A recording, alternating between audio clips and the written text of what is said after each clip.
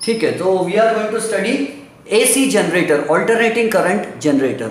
ठीक है, ध्यान से समझना, कोई क्वेश्चन मन में आए तो पूछ लेना।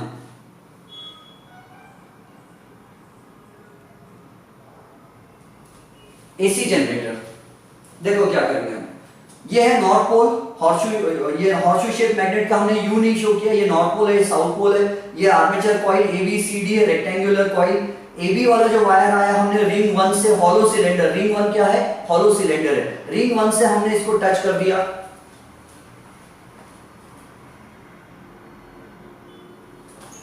रिंग 1 से हमने ए बी वाले वायर को लाके सोल्डर कर दिया रिंग 1 पर।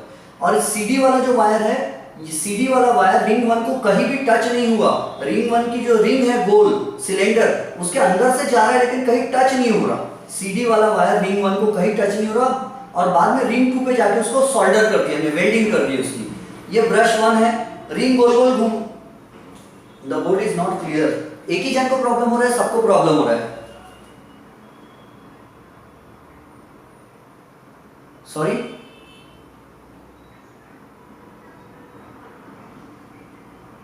अच्छा अच्छा, okay, alright, is it okay now?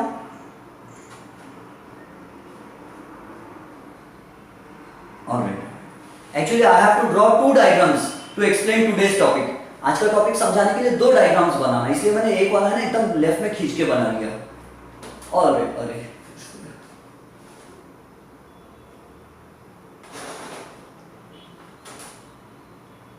Okay, I hope अब आपको दिख रहा होगा अच्छे से। स्टार्ट करते हैं। AB वाला वायर है, रिंग 1 को सोल्डर हो गया, CD वाला वायर है, रिंग 1 को कहीं टच नहीं हुआ, रिंग 1 के अंदर से गया और रिंग 2 पर सोल्डर कर दिया हमने, उसको वेल्डिंग कर दिया रिंग 2 पर। ये ब्रश 1 है, क्या घूमेगा, रिंग घूमेगा गोल गोल गोल गोल, और ब्रश 1 जो है उसको सिर्फ टच करके रखेगा, सिर्फ टच करेगा, ब्रश 1 नहीं घूमेगा, ब्रश 2 भी नहीं घूमेगा, रिंग 2 भी घूमेगा। जब कॉइल घूमेगा तो कॉइल से क्या कनेक्टेड है, रिंग 1 कनेक्टेड है, कॉइल से क्या कनेक्टेड है, रिंग 2 कनेक्टेड है। तो जब कॉइल गोल गोल रोटेट होगा तो उसके कारण रिंग 1 एंड रिंग 2 भी गोल गोल घूमेंगे और रिंग घूमेंगे और ब्रशेस वहीं पर रहेंगे। ठीक है, ये हमारा ऐसा होगा काम। Let's start. अब आपको मैंने समझा चुका, I have already explained Fleming's right hand rule to you. Fleming's right hand rule में index finger, first finger shows the direction of magnetic field, thumb shows the direction of force applied on the coil, conductor arm of the armature coil। thumb बताता है force, index finger बताता है direction of magnetic field and middle finger shows the direction of induced current, generated current। जो current बनता है, generate होता है, induce होता है, उसका डायरेक्शन शो करता है मिडिल फिंगर। चलो, अब कॉइल को किस डायरेक्शन में घुमाना, क्लॉकवाइज, एंटी क्लॉकवाइज, ये हमारी मर्जी है, अपने ऊपर डिपेंड करता है हम किधर घुमाना चाहते हैं। तो क्या करेंगे हम, मान लो ये मैंने क्रॉस बनाया, आपको मालूम है क्रॉस का मतलब क्या होता है? क्रॉस का मतलब होता है कोई चीज हमसे दूर जा रही है, गोइंग अवे फ्रॉम अस।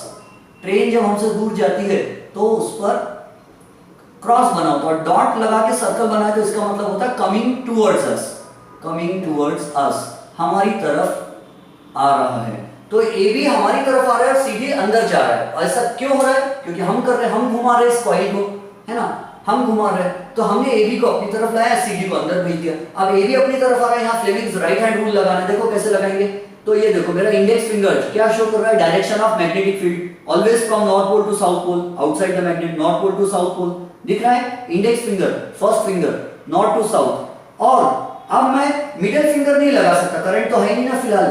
अब मैं थंब बताऊंगा, तो ये थंब जो है ये आपके तरफ आएगा, क्योंकि ए बी को अपन किधर ला रहे हैं, आपकी तरफ। तो ये थंब देखो मेरा आपकी तरफ है और इंडेक्स फिंगर किधर है, नॉर्थ टू साउथ की तरफ है। तो अब थंब किधर है, मिडिल फिंगर कहां जाएगा, ऊपर। मिडिल फिंगर कहां जाएगा, ऊपर जाएगा। तो इसका मतलब है कि जब मैं इसको घुमाऊंगा ये कॉइल को, ए बी को ऊपर लाऊंगा और सी डी को अंदर भेजूंगा, तो इसमें करंट इंड्यूस होगा, करंट जनरेट होगा और वो करंट ऐसा फ्लो होगा, ऐसा। क्योंकि ये थंब देखो बाहर आ रहा है, कॉइल आपकी तरफ, ए बी आपकी तरफ आ रहा है, arm A B is coming towards you and magnetic field is straight from north to south. तो मिडिल फिंगर कहां जा रहा है, ऊपर। तो ये करंट कहां जाएगा, ए से बी जाएगा।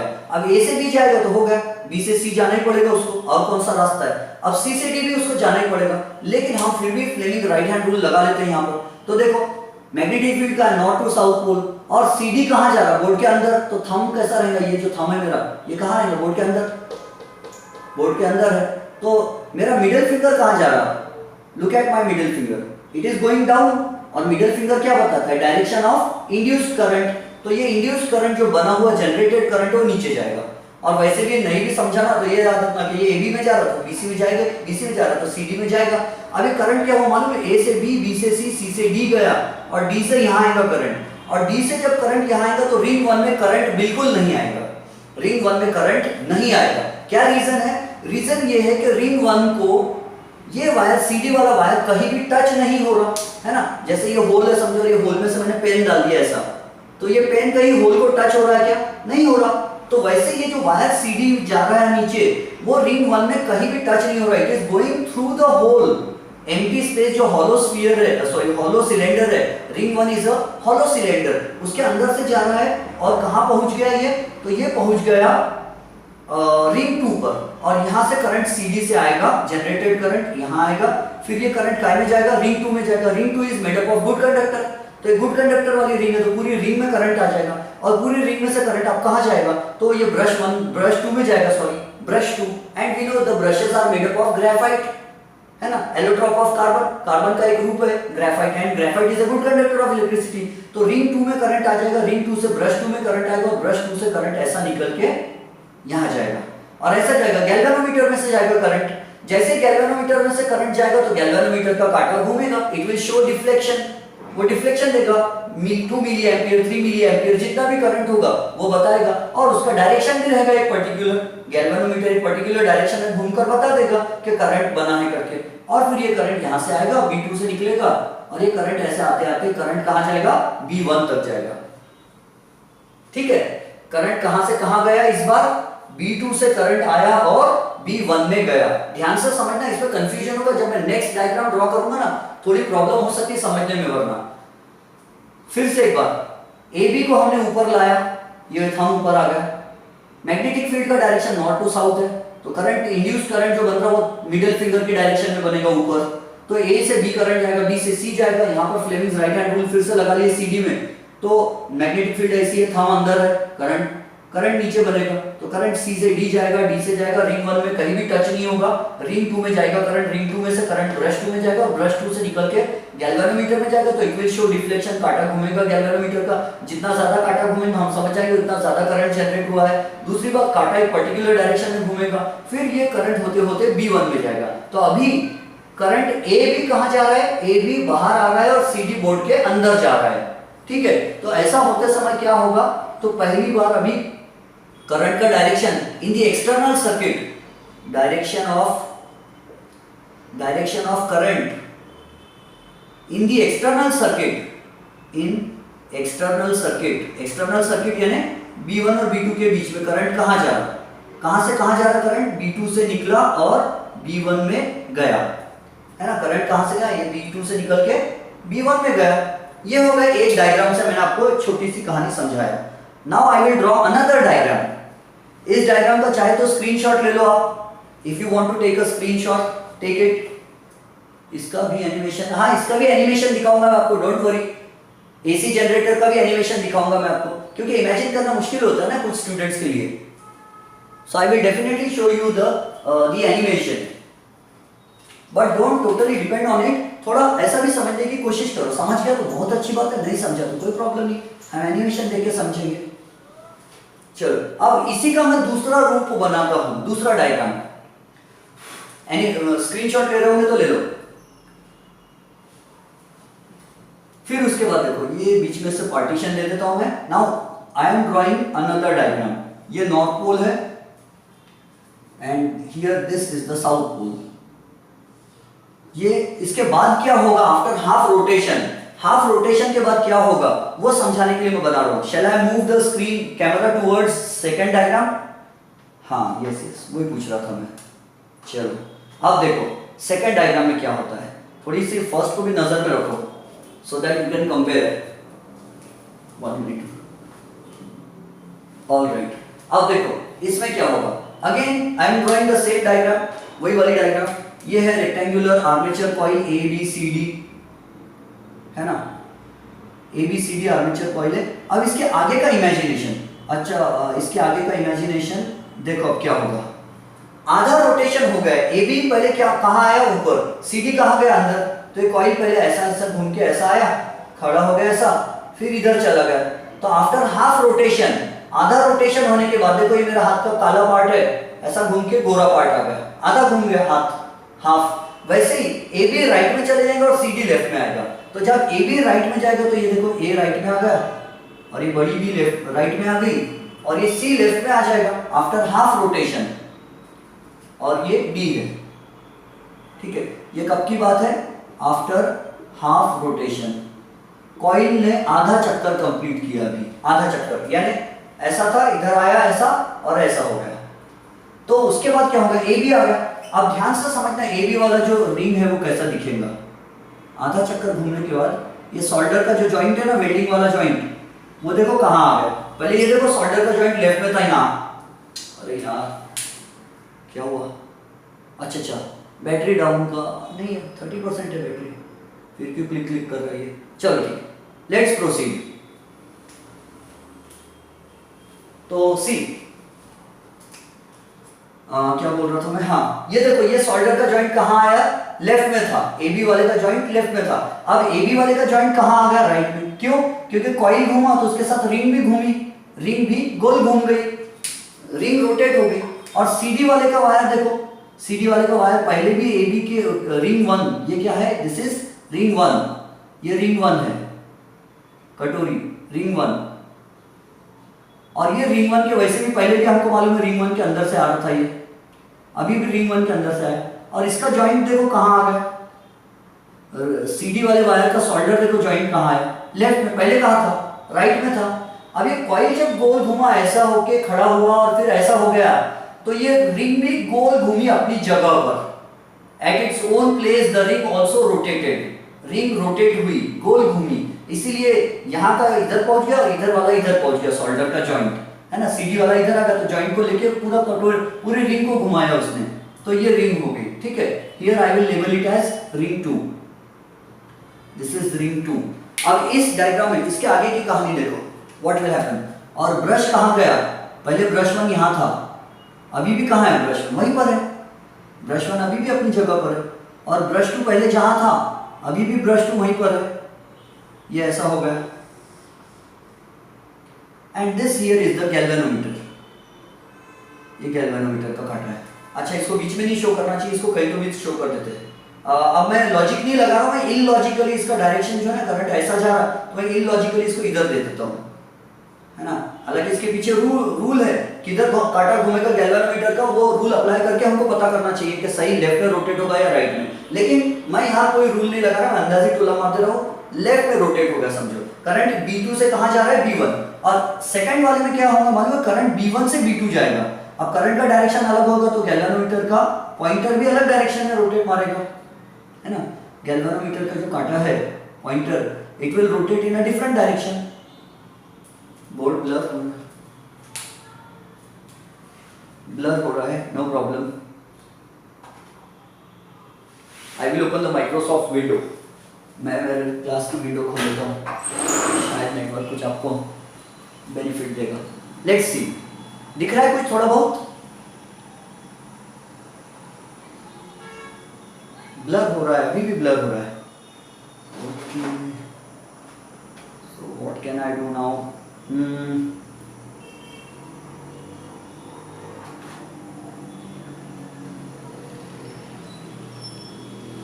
ठीक है, जब दिखेगा तो मुझे बोलो, तब तक मैं मौन व्रत रख लेता हूँ थोड़ी देर के लिए। सर मेरे इसमें नहीं हो रहा, now it's okay. Okay sir, it's very much blur. हाँ, कुछ लोग का बहुत ज़्यादा ब्लर हो रहा, बहुत से। अच्छा, ब्लैक पेन यूज़ करो क्या, ऑल राइट। अच्छा एक काम करता हूँ ना, मैं थोड़ा कैमरा उसके पास ले जाता हूँ, लेकिन पूरा क्लियर नहीं होगा ना, ब्लर नहीं हो रहा बोलते हैं, सामान से ही ब्लर हो रहा, फॉल्स क्लियर है।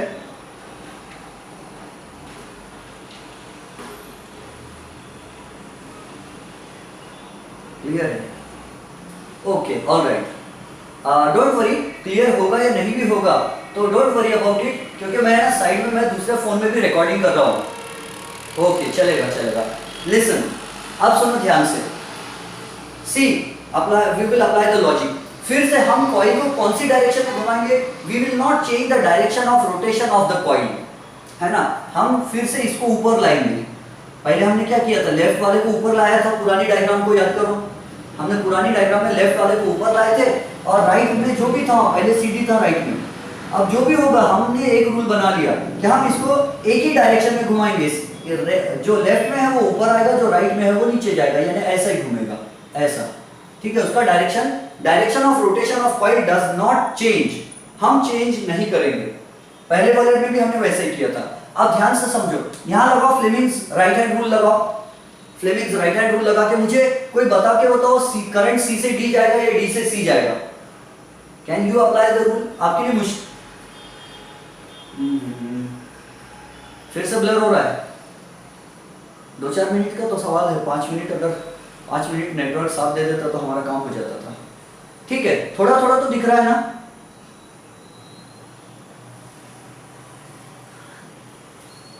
Totally blur.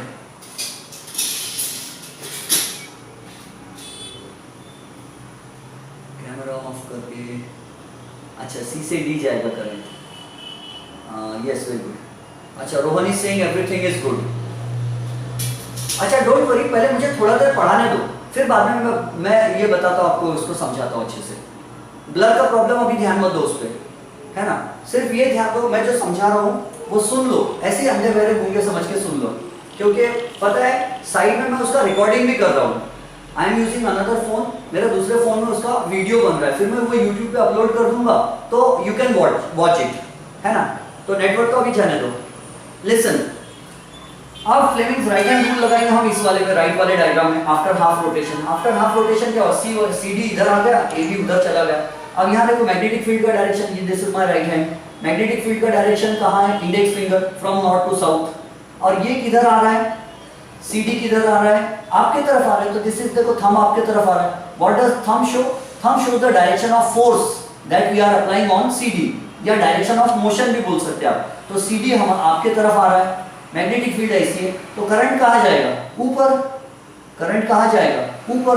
Very good. So current will go from D to C. Current कहाँ जा रहा है? डी से सी में जा रहा है करंट। अब ध्यान से समझो, करंट डी से सी में गया, सी से बी में आएगा, बी से करंट ए में आएगा, और ए से करंट कहाँ आ गया? रिंग 1 में। देखो ये ए बी वाला किससे सोल्डर किया हुआ है, किससे टच किया हुआ है? It is connected to R1, ring 1। तो रिंग 1 में करंट आ जाएगा, और रिंग 1 में करंट आएगा तो रिंग 1 से करंट कहाँ जाएगा? तो रिंग 1 से करंट जाएगा ब्रश 1 में, बिकॉज ब्रश और the brushes are good conductors of electricity. तो ब्रश 1 में जाएगा, और ब्रश 1 से करंट आएगा ऐसा, यहाँ आएगा, यहाँ आएगा।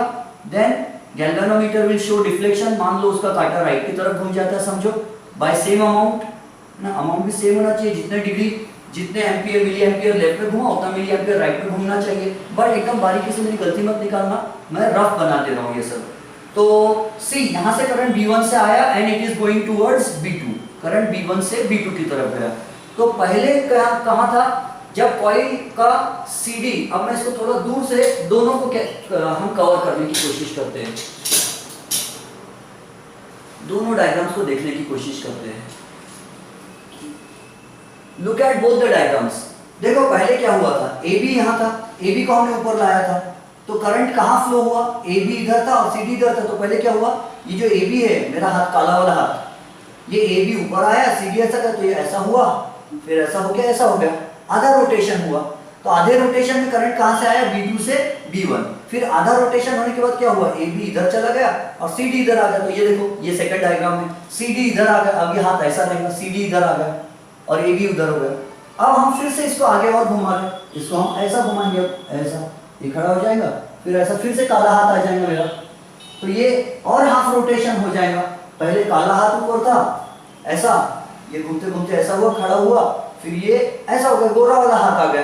अब यहाँ पर ऑलरेडी गोरा वाला हाथ है, फिर गोरे वाले हाथ को हम और घुमाएंगे, ऐसा करेंगे, ऐसा वर्टिकल, और फिर ऐसा घुमा देंगे, आधा रोटेशन ये भी पूरा हो गया।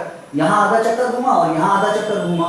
तो तो जब यहाँ आधा चक्कर घूमेगा तो करंट क्या होगा, B1 से B2 जाएगा। कॉइल कितनी डायरेक्शन में घूम रहा है, सेम। कॉइल वैसे ही घूम रहा है, ऐसे ही घूम रहा है कॉइल, यानी ऐसा होता है, ऐसा जाता है, ऐसा होता है, ऐसा होता है, पूरा समझो मैं खुद कॉइल हूँ तो ऐसा घूमेगा कॉइल, ऐसा सेम डायरेक्शन में, कॉइल चेंज नहीं होगा। ये मेरा जो हाथ है ये राइट वाला है समझो, AB या CD जो भी बोलो, और ये लेफ्ट वाला है, तो ये आपके तरफ आएगा और ये दूर जाएगा, तो ये ऐसा। Coil will rotate in the same direction. ये आपके तरफ आ रहा है, राइट वाला हमेशा आपके तरफ आ रहा है ना। ये देखो इसमें भी, अरे यार कॉल आ गया।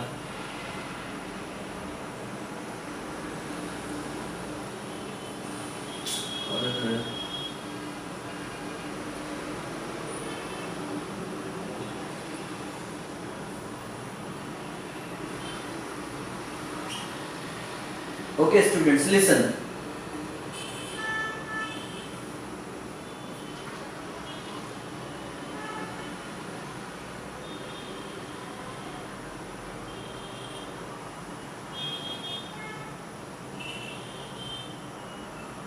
Yes students, listen. एक स्टूडेंट को कॉल आ गया था, आई डिड नॉट मतलब अटेंड द कॉल, लेकिन हमारा उन्होंने काउंट कर दिया। हाँ अब देखो थोड़ा 5 मिनट्स में जल्दी हमको रैप अप करना है, खत्म करना है, फिर मैं आपको नेक्स्ट में एनिमेशन दिखाऊंगा, आज नहीं देखना आप एनिमेशन। अब सुनो, तो दिस इज ये राइट वाला साइड है, ये लेफ्ट वाला साइड है, तो right is coming towards you, left is going down.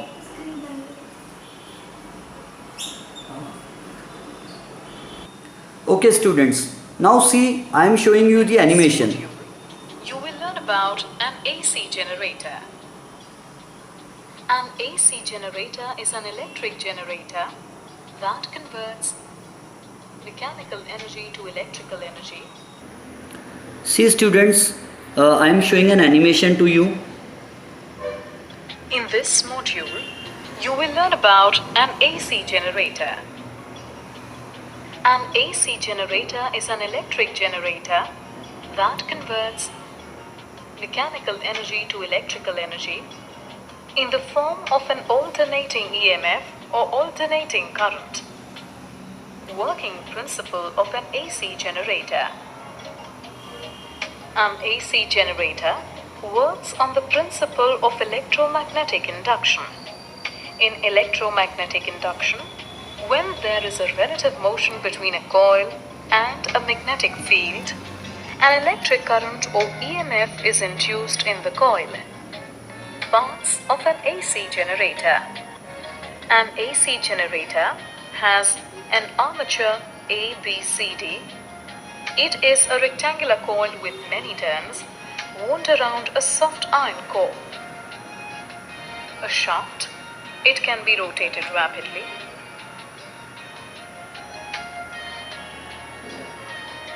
A field magnet, it may be a strong permanent magnet with concave poles. 2 slip rings S1 and S2. These are connected to the armature and thus rotate with it. 2 brushes B1 and B2. They provide electrical contact with the slip rings and See the galvanometer is shown there, which may be a galvanometer as shown. Working of an AC generator. When the armature rotates between the poles of the field magnet, the magnetic flux linked with the armature changes continuously. As a result, an EMF is induced in the armature. This in turn. See इसका meaning क्या है students. When ये जो armature coil दिख रहा है आपको अभी लगभग हॉरिजॉन्टल पोजीशन में, थोड़ा थोड़ा हॉरिजॉन्टल है, तो जब आर्मेचर कॉइल हॉरिजॉन्टल होता तो मैग्नेटिक फील्ड लाइंस कितनी पास होती है उसके अंदर से, कम लाइंस पास होंगी। लेकिन अगर आर्मेचर कॉइल घूम जाता है थोड़ा सा लाइक दिस, अब देखो आर्मेचर कॉइल थोड़ा सा खड़ा हो गया, वर्टिकल हो गया समझो, तो now greater number of lines are passing through the armature coil. Armature coil में से ज़्यादा लाइंस पास हो रही है, फिर आर्मेचर कॉइल रोटेट होके हॉरिजॉन्टल हो जाएगा जब through the armature and the galvanometer and through the slip rings and the अभी आर्मेचर कॉइल वर्टिकल है, ठीक है, आफ्टर सम टाइम अभी वर्टिकल है वो आर्मेचर कॉइल, ठीक है। फिर देखो अभी मैक्सिमम फ्लक्स पास हो रहा है उसमें से, maximum magnetic field lines are passing through it in this position. Okay, understood. Now see, अब अगर वो हॉरिजॉन्टल हो जाता है, ऐसा हो जाता है armature coil, if the armature coil becomes horizontal, अब मैग्नेट के नॉर्थ पोल साउथ पोल की कितनी लाइंस पास होंगी, उसमें से मिनिमम लाइंस पास होंगी। तो इसका मतलब क्या है, the magnetic field lines, magnetic flux passing through the rectangular coil is changing. और हमने पढ़ चुके हैं कि जब मैग्नेटिक फ्लक्स चेंज होता है तो फैराडे के लॉ के हिसाब से करंट इंड्यूस होता है। Whenever there is a change in the magnetic flux linked with the coil, a current is induced in the coil. तो कॉइल में करंट इंड्यूस होगा, उसका डायरेक्शन कौन सा होगा करंट का, तो we know Fleming's right hand rule लगाएंगे हम एसी जनरेटर में, और उस पर हैंडल लगाए कॉइल पर, हम घुमा रहे कॉइल को अपनी मर्जी से, and see the coil is rotating only in one direction. Galvanometer का पॉइंटर देखो लेफ्ट राइट हो रहा था, है ना। Shall I show it again? No, आप समझ गए होंगे। Initially, You can the take the video armature back. ABCD is vertical with its arm AB up and CD down. The direction of magnetic field is from left to right. You can apply Fleming's right hand rule here. A half rotation clockwise, arm AB moves down while arm CD moves up. देखो पहले A B ऊपर था, C D नीचे था, According to अब उल्टा हो Fleming's गया। right hand rule, the current will flow in the direction DCVA. So, the current will flow from P1 to P2 through the galvanometer. Now, during the next half rotation, arm AB moves up while arm CD moves down. Again by Fleming's right hand rule, current will flow in the direction ABCD, that is, from P2 to P1 through the galvanometer. Thus, the induced current changes its direction every half rotation. Graphical representation of induced EMF. Suppose the armature takes t seconds to complete one rotation clockwise. At time t is equal to 0 second, the armature ABCD is vertical with arm AB up and arm CD down. At this position, when the armature rotates, the rate of change of magnetic flux is momentarily. Okay students, ये I hope आपको ये समझ गया होगा, ठीक है। The direction of rotation of the coil is the same, only the direction of current is changing alternately. After every half rotation, the direction of current is changing. Current induce होने वाली है। अब अगर मैं इसी वायर को replace कर दूं और एक एनिमेशन आपके हेल्प के लिए, और इस कॉइल को अटैच कर दूं एक टरबाइन से, और इस टरबाइन को अगर मैं रोटेट करूं तो फिर ये कॉइल मैग्नेटिक फील्ड के अंदर ऊपर नीचे मूव करने वाला है, और इसके अंदर इलेक्ट्रिक करंट इंड्यूस हो जाने वाली है, और इसी की मदद से हम अपने घर के इलेक्ट्रिकल अप्लायंसेस का इस्तेमाल कर सकते हैं। अब इस पूरी डिवाइस को हम बुलाते हैं इलेक्ट्रिक जनरेटर। ये स्पिनिंग मोशन को या फिर बाहर करंट का डायरेक्शन देखो कैसा एरो चेंज हो रहा है। एनर्जी में अब इसी के बारे में हम डिटेल में बात करते हैं कि ऐसा कैसे हो पाता है। तो सबसे पहले ये देखते हैं कि जब कॉइल मैग्नेटिक फील्ड में रोटेट करे तो इसमें करंट किस डायरेक्शन में इंड्यूस होती है। तो मान लो कि हमारी टरबाइन ये क्लॉकवाइज डायरेक्शन में रोटेट कर रही है, तो हमारा कॉइल भी क्लॉकवाइज डायरेक्शन में कुछ ऐसे रोटेट करेगा। अब इस केस में यार इंड्यूस करंट ये किस डायरेक्शन में होने वाली है। अब ये पता लगाने के लिए हम इस्तेमाल करेंगे Fleming's right hand generator rule का, जो कि कहता है कि राइट हैंड को कुछ ऐसे खोलो कि ये तीनों उंगलियां ये एक दूसरे के परपेंडिकुलर हो। तो थंब बता देगी कि वायर किस डायरेक्शन में मूव कर रही है, वायर पे फोर्स किस डायरेक्शन में लग रहा है, और फोर फिंगर ये बताएगी मैग्नेटिक फील्ड की डायरेक्शन, और मिडिल फिंगर ये बता देगी इंड्यूस करंट की डायरेक्शन। तो फिर इस पिंक वायर में इंड्यूस करंट की डायरेक्शन निकालने के लिए मैं यही करने वाला हूँ। अपने राइट हैंड को मैं कुछ ऐसे अलाइन करूंगा इसके कि इसकी थंब पॉइंट करे इस पिंक वायर की मोशन के डायरेक्शन, और फिर फोर फिंगर ये पॉइंट करे मैग्नेटिक फील्ड के डायरेक्शन में। तो फिर जिस डायरेक्शन में मेरी मिडिल फिंगर पॉइंट करेगी ना, वही हो जाएगी हमारी induce current in pink wire की डायरेक्शन। तो यही करते हैं। वैसे इसके पहले कि मैं इसे करके दिखाऊं, क्यों नहीं तो वीडियो को पॉज करो और इसे खुद से ट्राई कर लो एक बार। अब अगर तुमने ट्राई कर लिया तो देखते हैं। देखो ये पिंक वायर ये ऊपर की तरफ मूव कर रहा है, तो यानी कि मैं अपने राइट हैंड को कुछ ऐसे अलाइन करूंगा कि इसका थंब ये ऊपर की तरफ पॉइंट करे, और यहाँ पे मैग्नेटिक फील्ड ये राइट डायरेक्शन में पॉइंट कर रही है। देखो मैग्नेटिक फील्ड हमेशा नॉर्थ पोल से साउथ पोल की तरफ पॉइंट करती है, तो यानी कि मेरा फोर फिंगर ये राइट डायरेक्शन में पॉइंट करना चाहिए। तो यानी कि मेरी हैंड ये कुछ ऐसी ही दिखने वाली है। देखो थंब ऊपर की तरफ है, फोर फिंगर राइट डायरेक्शन में, तो यानी कि मेरी मिडिल फिंगर ये अंदर की तरफ पॉइंट कर रही है, स्क्रीन के अंदर की तरफ, यानी कि इस पिंक वायर में इंड्यूस करंट ये अंदर की तरफ आने वाला है। हाँ, अब आप सेम चीज करते हैं ब्लू वायर के लिए भी। देखो ब्लू वायर ये नीचे की तरफ मोशन कर रही है, यानी कि मेरा थंब इस बार नीचे की तरफ पॉइंट करेगा, और फिर मैग्नेटिक फील्ड ये तो अभी भी राइट डायरेक्शन में है, यानी कि फोर फिंगर ये अभी भी राइट डायरेक्शन में होने वाली है। अब अगर इस बार मैं करूं तो राइट हैंड कुछ ऐसे अलाइन होने वाला है, और इस बार तुम्हें दिख रहा होगा कि मिडिल फिंगर ये स्क्रीन के बाहर की तरफ पॉइंट कर रहा है, यानी कि इस ब्लू वायर में करंट ये बाहर की तरफ आने वाली है, ये इंड्यूस आउटवर्ड होने वाली है। तो देखो हमने यहाँ पे ये देखा कि जब वायर मैग्नेटिक फील्ड में ये ऊपर की तरफ आए तो यानी कि करंट इंड्यूस होती है इनवर्ड डायरेक्शन में, और जब वायर इस मैग्नेटिक फील्ड में नीचे की तरफ जाए तो फिर इसमें इंड्यूस करंट होती है आउटवर्ड डायरेक्शन में। इस चीज को याद रखना, इसका इस्तेमाल हम आगे करने वाले हैं। अब मैं हाथों को हटा देता हूँ और करंट की डायरेक्शन को दिखाने के लिए एरोस का इस्तेमाल करता हूँ। अब देखो इनकी मदद से मैं ये बता सकता हूँ कि बाकी वायर्स में करंट किस डायरेक्शन में फ्लो कर रही है। पिंक वाली से करंट अंदर जाएगी और ब्लू से बाहर आएगी, तो यानी कि करंट ऐसे जाके ऐसे राइट डायरेक्शन में जाने वाली है इस वायर में, और फिर ये बाहर, और फिर इसमें ये ऐसे, और फिर ये ऐसे बाहर आ जाएगी। अब देखो इन दोनों वायर्स को कनेक्ट करने के लिए मेरे पास यहाँ पे बाहर में एक एक्सटर्नल सर्किट होगा जिसे मैंने दिखा नहीं रखा है अभी, उसे हम बाद में दिखाएंगे। तो करंट यहाँ से फ्लो करके फिर ऐसे इसमें इंटर करने वाली है, और फिर ये पिंक वाली में अंदर, तो ऐसे सर्किट कंप्लीट हो जाने वाला है। तो इसे दिखाने के लिए मैं सारे एरोस को बना देता हूँ। हाँ, अब देखो हमारी कॉइल ये स्टेशनरी तो है नहीं, ये तो रोटेट कर रही थी ना, तो ये कॉइल रोटेट करती जाएगी और करंट बिल्कुल ही ऐसे फ्लो करता रहेगा, क्योंकि देखो ये पिंक वाली वायर ये अभी भी ऊपर जा रही है और ब्लू वाली वायर नीचे आ रही है। लेकिन जैसे ही ये कॉइल वर्टिकल हुआ, वर्टिकल पोजीशन में आया, वैसे ही देखो अब पिंक वाली वायर ये नीचे आने वाली है और ब्लू वाली ऊपर जाने वाली है। देखो फिर से इसे देखते हैं, ये वर्टिकल हुआ और ये, हाँ अब पिंक वाली वायर नीचे जाएगी, और हमने ये देख रखा है कि जो भी वायर नीचे जाती है उसमें करंट बाहर की तरफ इंड्यूस होता है, और जो वायर ऊपर जा रही है उसमें करंट अंदर की तरफ इंड्यूस हो रहा है। इसका मतलब ये कि यहाँ पे करंट की डायरेक्शन स्विच हो जाने थोड़ा आगे बढ़ा देता हूँ मैं ना, अपना टाइम ज़्यादा लग रहा है, और फिर ये चेंज हो जाने वाली है। हाँ, रोटेट करता है ना, बहुत तो धीरे ये धीरे रिंग्स बोल रहे। इसके साथ साथ रोटेट करती हैं। अब ये स्लिप रिंग्स ये कनेक्टेड होती हैं कार्बन ब्रशेस से, ये ब्रश और ये ब्रश वैसे कनेक्टेड नहीं होती हैं, बल्कि केवल टच कर रही होती है। मेरा मतलब है कि जब ये स्लिप रिंग्स रोटेट करेंगी ना, तो ये ब्रशेस इसके साथ रोटेट नहीं करेंगी, बल्कि ये केवल इसके ऊपर स्लिप करने वाली है, और इसलिए तो हम इन रिंग्स को स्लिप रिंग्स बुलाते हैं। अब अगर तुम्हें ये समझ में नहीं आ रहा हो तो मैंने यहाँ पे एक पिक्चर बना रखा है तुम्हें समझाने के लिए। देखो यहाँ पे एक ब्रश है जो कि एक रिंग को टच कर रही है।